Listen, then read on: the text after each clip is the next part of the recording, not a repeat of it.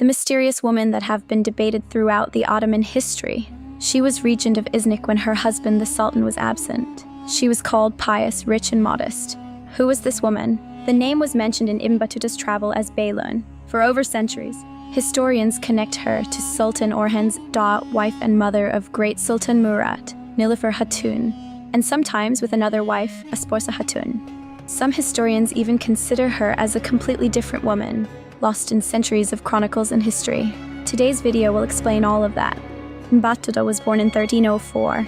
He was a Moroccan scholar and explorer who is widely considered one of the greatest travelers in human history.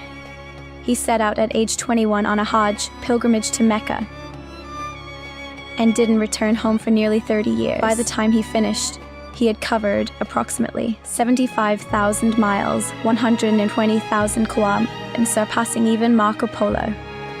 His travels spanned almost the entire Islamic world and beyond, including North Africa, West Africa, Southern Europe, Eastern Europe, the Middle East, India, Central Asia, Southeast Asia, and China. Ibn Battuta's arrival in Anatolia, modern-day Turkey, and specifically Iznik, was around 1331 or 1333, was driven by three main factors: curiosity, the rising power of the Ottomans, and duty as an Islamic scholar.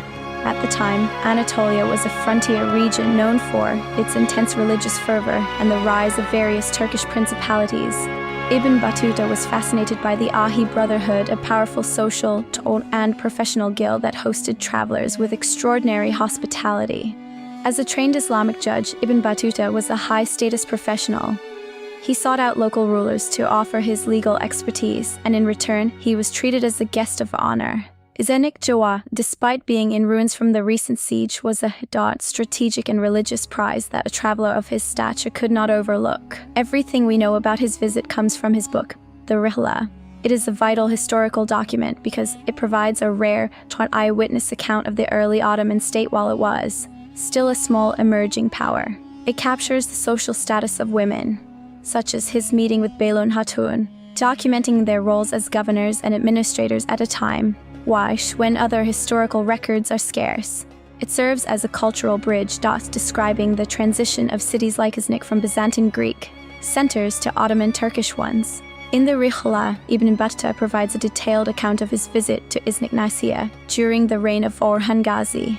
On the city of Iznik, Ibn Battuta describes the city as being in a state of transition following the Ottoman conquest. We went from there to Iznik, which is also called Nikya. It is in a lake and can only be reached by one road like a bridge, which only one horseman can pass at a time. It is in a state of ruin and uninhabited, save for a few men in the service of the Sultan. According to him, the city was newly conquered and the state of city was pretty much ruined that only few could not settle in, such as Orhan's men. When he arrived, he was greeted by Sultan Orhan's wife, Beylun Hatun. We stayed at the hospice of the city, and its warden was the pilgrim Ali. His, Orhan's wife, the pious and virtuous Beyalun Hatun, was then in the city and she acted as its governor. She treated us with great honor, showed us hospitality, and sent us gifts. He mentioned Beyalun Hatun as governor of Iznik, someone who looked over the newly conquered and ruined city. For someone whose son was just 5 years old, all of this seems a bit mismatched. Shehzade Murad was only 5 years old when Ibn Battuta arrived. It would be confusing to migrate a woman and young prince to a city in ruins. Ibn Battuta does not mention Beyalun Hatun having a young child because a traveler wouldn't miss that out, since he mentioned that Beylun, wife of Ozbek Khan, was pregnant. Moreover, Nilüfer and Beylun are two different names that can't be mispronounced. The idea that Nilüfer was accompanying Suleiman at his sanjak is made up, because sanjak wasn't a formal law in early 14th century. The idea of asporca hatun being Beylun fits more than Nilüfer being Beylun. And it is because by the time Ibn Battuta arrived, asporca had legal properties, soup kitchens, and endowments, which would make her rank higher. Nilüfer Hatun never once mentioned herself as Beylun Hatun, nor does she have done charities in Orhan's reign. Asporca Hatun is known as favorite daughter-in-law of Osman Gazi since He never gifted anyone lands but Asporcia. Asporcia is one of the few women from this era with a verified, documented endowment deed dated to September 1323. This is extraordinary because it shows she was receiving land grants from her father-in-law, Osman Gazi, and her husband, Orhan, simultaneously. Asporcia Hatun was political wife of Sultan Orhan and mother of his 5 kids, Şehzade Sarifoğlu, Ibrahim Kasim, Selçuk Hatun, and Fatma Hatun. Her marriage to Sultan Orhan happened when he was a Şehzade and Sancak Bey of Sultanonu, Eskişehir. Sultan Osman Gazi arranged this marriage to have a connection with Byzantine, a strong bridge, and key of expansion. She got married to Orhan Gazi in 1299 or 300 because her eldest Sarifoğlu was born in early 1300 and her second-born son 1309 according to her endowment. Even her endowment worked to feed the poor and travelers, which would be totally understandable as Beyalun Hatun took care of Ibn Battuta, which matches with her endowment activities during Orhan's reign. The reason why Asporcia never mentioned herself as Beyalun is because of legality and to show that the lands and villages belonged to her and after her death her children. She held the mulk, private ownership of several villages in the Bursa and Mudanya regions. Unlike Nilüfer, whose lands are but often only mentioned in later registers, Asporcia's legal footprint is contemporary with the state's birth. When Ibn Battuta arrived in 1331, he stayed at a hospice where he was treated with great honor by Beyalun.